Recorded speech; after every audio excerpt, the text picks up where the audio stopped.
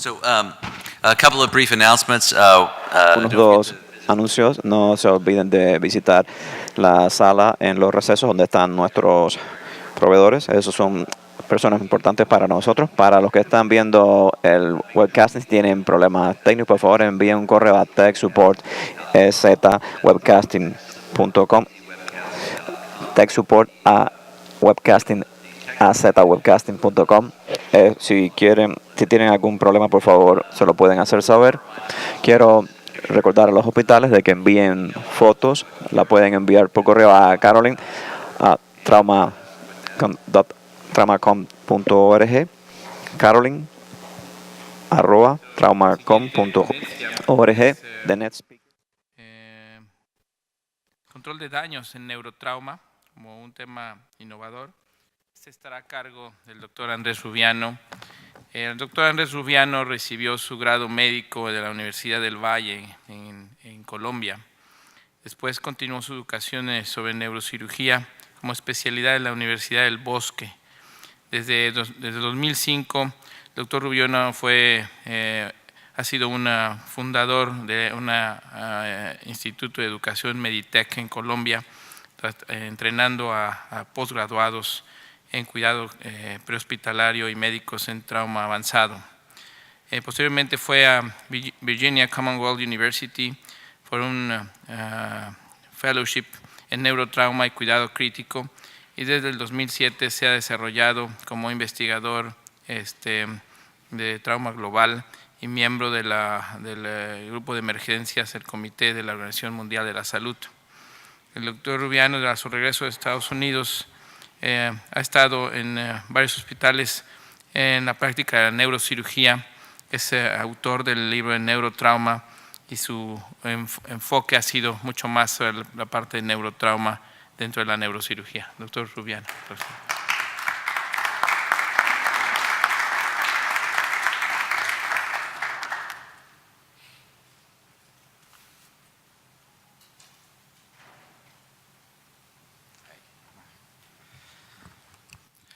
Bueno, muchísimas gracias. Muchísimas gracias. Vamos a hablar, como mencionaba el doctor Vega, acerca de control de daño en neurotrauma, especialmente como un enfoque para manejo en áreas de escasos recursos de neuromonitoría. Estos son algunos de los disclosures que tenemos de investigación. El proceso de control de daños quirúrgico, como todos sabemos, fue descrito hace ya bastante tiempo por el doctor Mike Rotondo y fue descrito inicialmente como un proceso quirúrgico abreviado, especialmente en pacientes críticamente lesionados.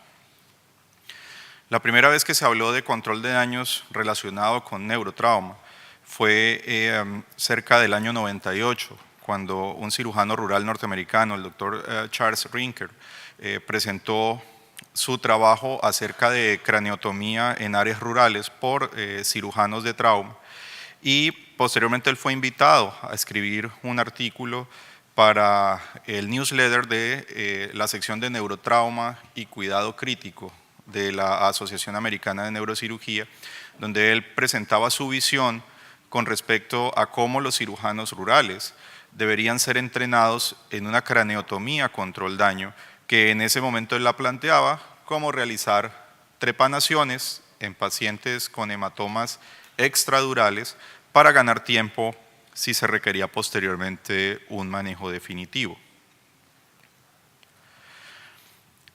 Sobre esa misma época, yo me encontraba haciendo la residencia en este hospital, que es un hospital universitario de la zona norte de Bogotá, la capital de Colombia, y este centro fue uno de los centros que participó en el programa de calidad de la Brain Trauma Foundation de Nueva York, y fue la primera vez que el programa de calidad fue manejado fuera de los Estados Unidos. Este fue un proceso en el cual participaron cerca de 8 hospitales de Colombia, y esto nos permitió por primera vez tener algo aproximado a lo que sería un registro de neurotrauma, haciendo investigación para este proceso. Una de las lesiones más frecuentemente encontradas fueron las lesiones traumáticas epidurales y subdurales agudas, y por el volumen de pacientes y por las pocas camas de disponibilidad de cuidado intensivo, muchos pacientes empezaron a ser llevados a un proceso de descompresión craneana temprana para ganar tiempo mientras el paciente podía pasar a una unidad de cuidado intensivo. Nosotros hicimos una revisión y encontramos que muchos pacientes que habían sido llevados a una amplia descompresión craneana tenían una mejor sobrevida en diferentes grupos de edad, incluyendo pacientes pediátricos y pacientes adultos. Gracias a esta experiencia, hicimos un ejercicio donde publicamos o pretendíamos publicar un documento revisando todos estos casos que se llamaba Control de daños en neurotrauma enfocado a la cranectomía descompresiva temprana. Esa idea era la descripción de cómo esta técnica podría ser utilizada para mejorar el pronóstico de algunos pacientes. Publicamos o realizamos el primer ejercicio de publicación. El artículo lo mandamos a aproximadamente 3 o 4 revistas internacionales y todas las revistas nos rechazaron el artículo.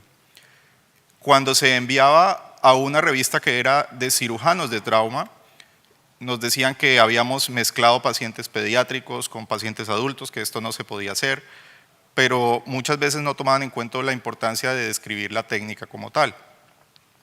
Cuando la enviábamos a revistas de neurocirugía, nos decían que cómo era posible que utilizáramos un término que había sido descrito por cirujanos de trauma para procedimientos de neurocirugía. Y el artículo fue rechazado en varias oportunidades.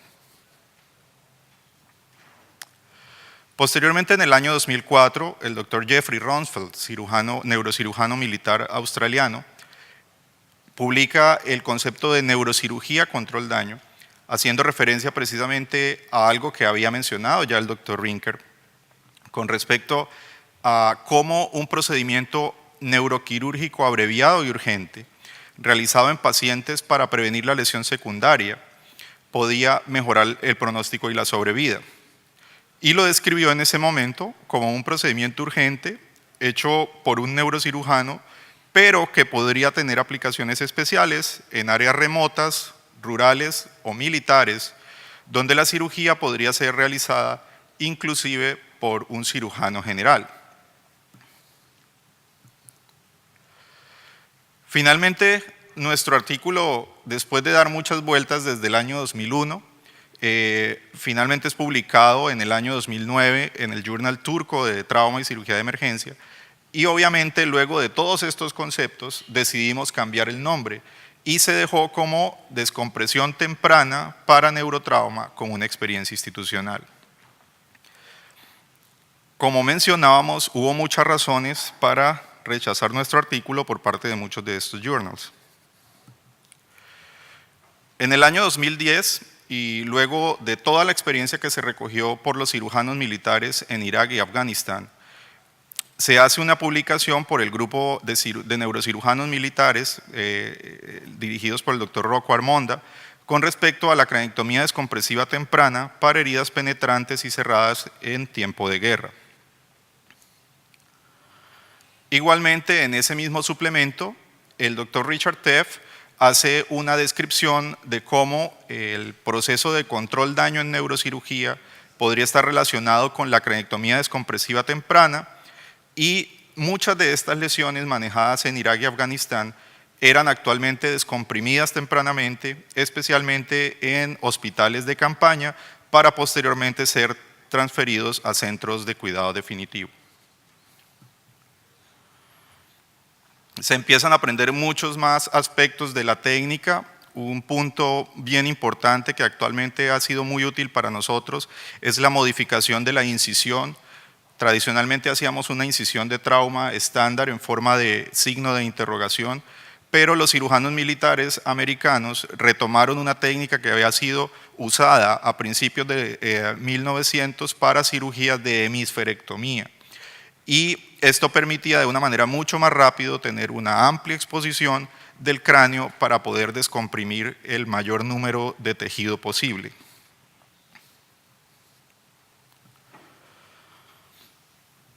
De acuerdo a muchos de estos estudios, se fueron identificando cuáles eran los casos más apropiados para realizar la técnica.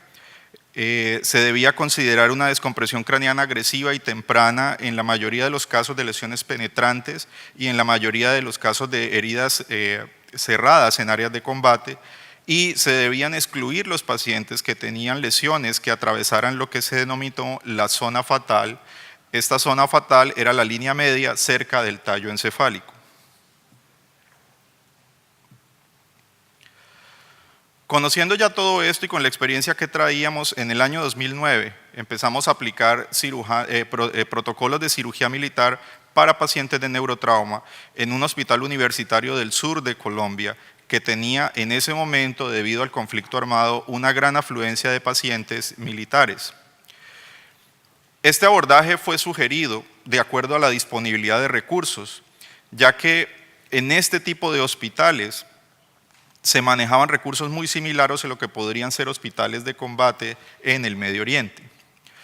Los hospitales civiles en la mayoría de países de mediano y bajo ingreso se parecen más en recursos o en disponibilidad de recursos a muchos hospitales de campaña o de manejo inicial que a los grandes centros de trauma de Norteamérica. Dentro de todos estos protocolos, retomamos algo de lo que ya mencionó el doctor Mattox y de lo que se ha mencionado con respecto al control de daños en resucitación. El doctor Duquesne nos va a hablar más al respecto, que ha sido una de las personas que más ha trabajado en este tema, igual el doctor Peter Ree, y mencionar igualmente al doctor Holcomb y al doctor Hoyt, que han trabajado mucho en esta temática. Esto fue muy importante para nosotros, ya que nos permitió empezar a organizar los protocolos de cuidados de urgencias y empezamos a publicar algunos artículos respecto a la experiencia de utilizar este tipo de protocolos de manera estandarizada en centros de trauma civil, donde mucho de lo que se ajustó fue precisamente iniciar reanimación con pequeños volúmenes y adicionalmente iniciar tempranamente desde la sala de emergencia transfusión de hemoderivados en relaciones bajas. Sorpresivamente para nosotros, al empezar a hacer muchos de estos análisis, la población más beneficiada por este tipo de abordajes fue la población de pacientes con trauma de cráneo severo. El doctor Juan Carlos Puyana, cirujano de trauma de la Universidad de Pittsburgh, que ha sido uno de nuestros mentores en el proceso de investigación en trauma, permitió que muchos estudiantes de la Universidad de Pittsburgh viajaran a trabajar con nuestros estudiantes en la ciudad de Neiva, en Colombia, y pudieran evaluar el impacto de muchos de estos protocolos en el resultado funcional de los pacientes. Y de manera importante encontramos que luego de ajustar estos protocolos, la mortalidad a la alta hospitalaria de la mayoría de pacientes con trauma de cráneo severo mejoró de manera importante. Una vez se hace este proceso de reanimación control daño, el paciente debería pasar, si tuviéramos todos los recursos, a un procedimiento quirúrgico y posteriormente a una unidad de cuidados intensivos. Y muchas veces pacientes que podrían tener lesiones, especialmente tipo edema cerebral o swelling, que no necesariamente tienen un hematoma para evacuar, deberían pasar a una unidad de cuidado intensivo y tener neuromonitoría avanzada, tener monitoría de oxigenación cerebral, tener monitoría de presión intracraneana, tener monitoría de flujo sanguíneo cerebral, tener monitoría de actividad eléctrica, pero la realidad es que en muchos de nuestros centros, en países de mediano o bajo ingreso, no se cuenta con ninguna de estas tecnologías. Entonces, manejar un paciente en estas condiciones va a ser muy complicado porque es difícil tomar la decisión a tiempo de llevar a este paciente a cirugía o no. Y teniendo en cuenta la experiencia que se había recogido desde el año 2001, se propuso iniciar una descompresión temprana en estos pacientes como un proceso de control daño antes de ser llevados a una unidad de cuidado intensivo con muy escasa monitoría. Si nosotros tenemos muchos pacientes con diferentes tipos de lesiones y ya se conoce actualmente cuál es el comportamiento de la respuesta inflamatoria cerebral, donde inicialmente la isquemia secundaria a la lesión vascular no va a tener una respuesta apropiada y eso va a empezar a generar un edema cerebral, un proceso de inflamación y un proceso de apoptosis cerebral. Pues obviamente lo mejor que uno puede ofrecer en estos pacientes es ampliar el espacio del cráneo para que estos pacientes no sufran un proceso de hernia cerebral. Y lo que se propuso fue hacer una descompresión hemisférica amplia de entrada antes de que los pacientes pasaran a la unidad de cuidado intensivo. Hacer una sedación profunda por lo menos 72 horas, teniendo en cuenta que ya ha sido comprobado que los primeros 4 a 5 días posteriores a la lesión traumática son los días en los cuales se da todo el mayor proceso inflamatorio y que después del 5.º día, si la reanimación ha sido apropiada, los mecanismos propios del cerebro tienden a recuperarse de todo el proceso inflamatorio. Evaluar la monitoría básica con la que cuentan estas unidades, oxigenación sistémica, no cerebral, presión arterial, el tamaño de las pupilas y el control imagenológico, porque en muchos de estos países la única opción que se tiene para determinar si el paciente está haciendo una hipertensión intracraniana es llevarlo a un TAC y ver si el TAC presenta desviación de línea media o compresión de cisternas de la base.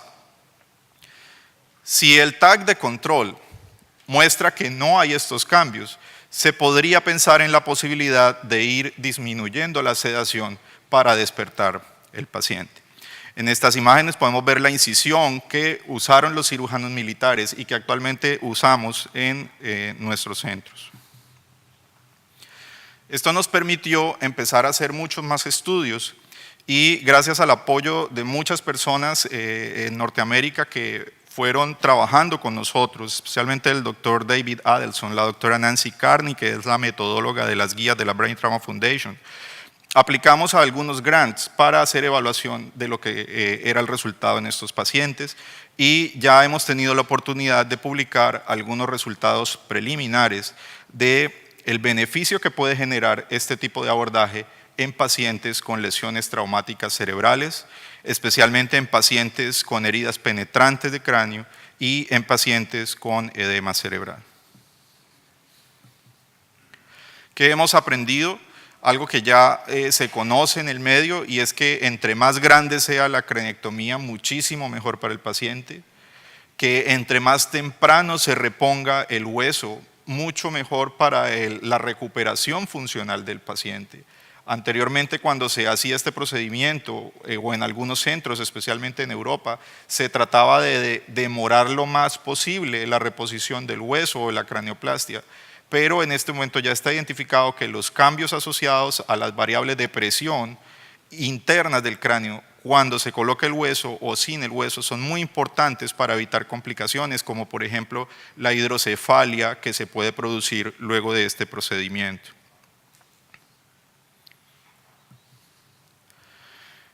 Es importante mencionar que el control de daños no es una pequeña craniectomía.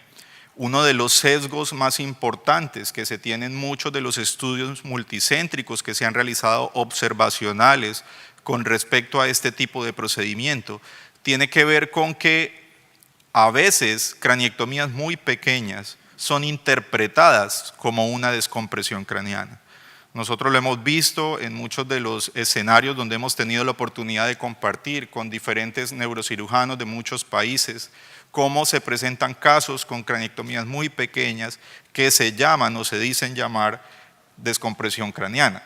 Y realmente esto no es una descompresión, realmente esto va a producir es más daño al cerebro, especialmente porque las compresiones de los bordes del hueso en craniectomías pequeñas inducen infartos asociados a compresión venosa e infartos asociados a hipoperfusión, especialmente en áreas como las de circulación de la arteria cerebral posterior.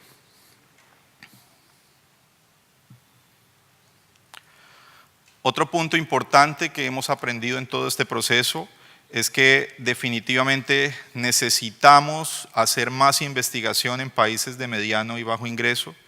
Cerca de 80% de los pacientes con trauma de cráneo severo a nivel mundial están siendo manejados en países de mediano o bajo ingreso que no cuentan con toda la tecnología para hacer neuromonitoría avanzada. Y el hecho de que no hagamos investigación en estas áreas nos está impidiendo obtener evidencia apropiada para entender e identificar el beneficio de muchos de estos procedimientos. Como todos sabemos, se han hecho 2 intentos por hacer estudios clínicos aleatorizados en descompresión craneana. El primero fue el estudio DECRA, que tuvo muchas fallas metodológicas y además el tipo de intervención que se realizó fue netamente una descompresión bifrontal, donde claramente existe una limitación del tamaño de la craniectomía y no está indicada para muchas de estas grandes lesiones hemisféricas o heridas penetrantes.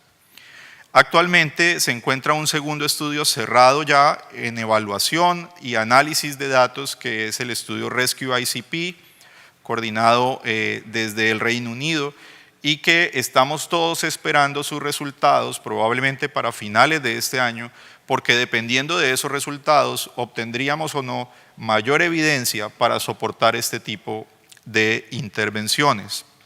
Eso ha llevado a que las nuevas guías de la Brain Trauma Foundation sean detenidas para esperar ese resultado y ajustar la recomendación con respecto a la descompresión craneana de acuerdo a esos resultados. La revisión Cochrane, que se realiza periódicamente con respecto a este tema, está también esperando esos resultados y definitivamente van a ser muy importantes. Nosotros publicamos un par de artículos recientemente, el último en Nature, con respecto a lo que son las oportunidades para hacer investigación en este tipo de escenarios y cómo no podemos perder todos esos datos que día a día se están dando en muchos de estos países y que serían fundamentales para nosotros generar cambios en nuestra práctica clínica, obviamente de acuerdo al tipo de recursos disponibles.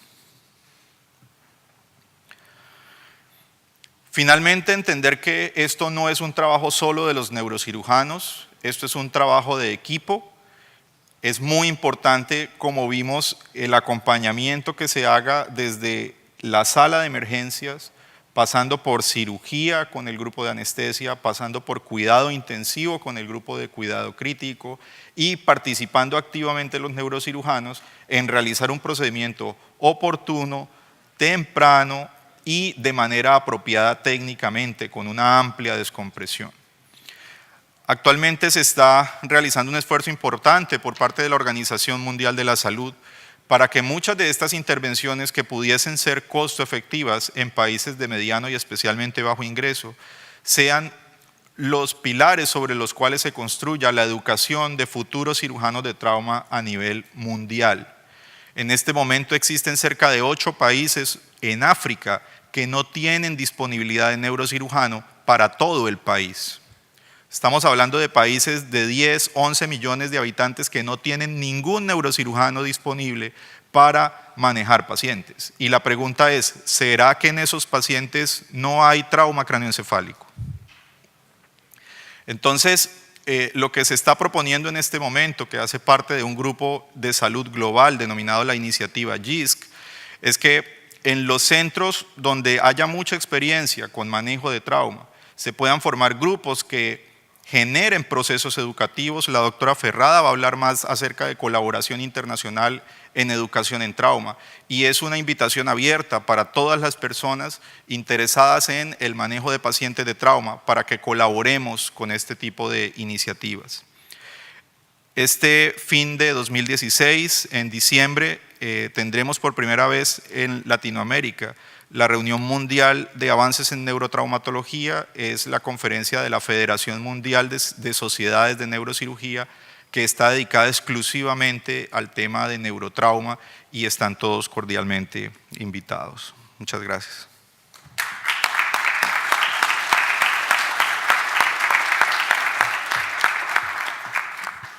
Gracias, Andrés. Esta es una de las conferencias de neurotrauma y de el concepto de amplitud que más me ha gustado de las múltiples conferencias que he escuchado.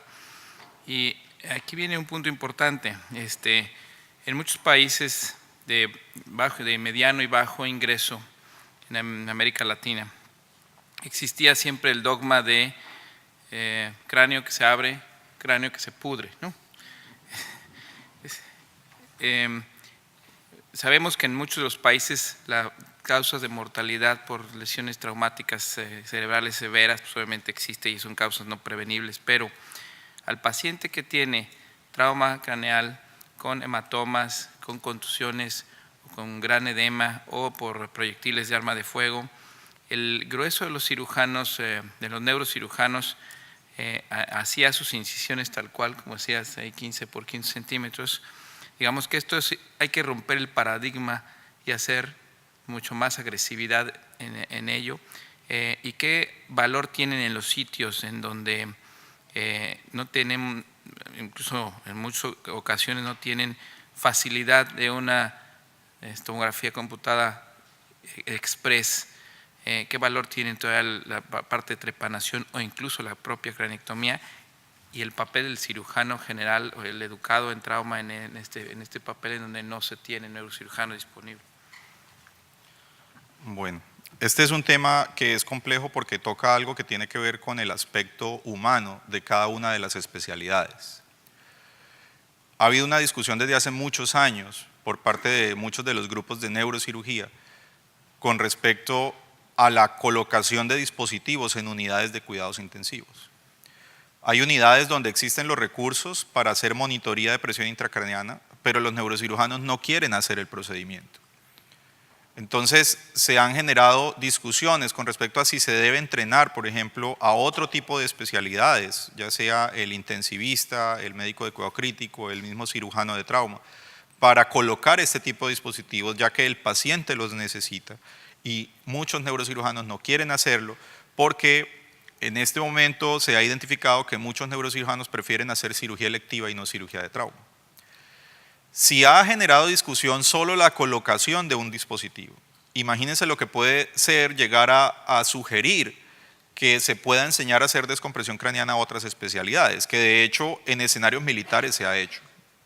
Muchos de los cirujanos que realizaron descompresiones craneanas en áreas de combate no eran neurocirujanos, eran cirujanos generales o de otras especialidades y lo hacían porque el paciente lo necesitaba. Entonces, con el grupo de la Organización Mundial de la Salud, con el cual estamos discutiendo estos temas, en el cual hay un grupo de neurocirujanos, estamos empezando a hablar esto. Y para que ustedes tengan una idea, en algunos países de África, muchas de las personas que más experiencia tienen operando neurocirugía no son neurocirujanos. Pero la idea es dar un entrenamiento formal que permita que estas personas en un tiempo puedan graduarse como neurocirujanos para continuar haciendo los procedimientos. Es un proceso complejo que tiene que ver con nosotros como seres humanos, estableciendo unos límites claros con respecto al tema de competencias que obviamente están para disminuir el factor de riesgo sobre el paciente y hacer procedimientos más seguros, pero tenemos que discutir qué va a pasar mientras tanto con áreas de escasos recursos que no tienen el personal formado para realizar este tipo de procedimientos. Y probablemente tendríamos que hacer una transición en esos escenarios donde se deberían buscar las mejores opciones, apoyarse para que en un futuro se logre desarrollar la neurocirugía como especialidad en estas áreas y brindar procedimientos mucho más seguros para los pacientes. Pero los pacientes lo merecen y es justo dentro de aspectos sociales que todo el mundo tenga acceso a que le puedan realizar una descompresión craneana temprana si tiene las indicaciones. ¿Y cuál es tu opinión sobre los trépanos exploradores en sala de emergencias? Como tú mencionabas, el punto crítico es la tomografía. Si se cuenta con equipos de última generación que hacen una tomografía en menos de 5 minutos, pues realmente la indicación del trépano no estaría muy clara. Pero sí hay sitios donde definitivamente hay limitación de recursos. Nosotros en Colombia y en muchos otros países de Latinoamérica hemos encontrado centros que manejan grandes volúmenes de trauma y que no tienen disponibilidad de tomografía. Entonces, en este tipo de centros probablemente pueda tener un papel importante el volver al escenario complejo de la trepanación para identificar sitios de sangrado extradural o subdural y de ahí tomar la decisión a un procedimiento más avanzado. Muchísimas gracias, Andrés.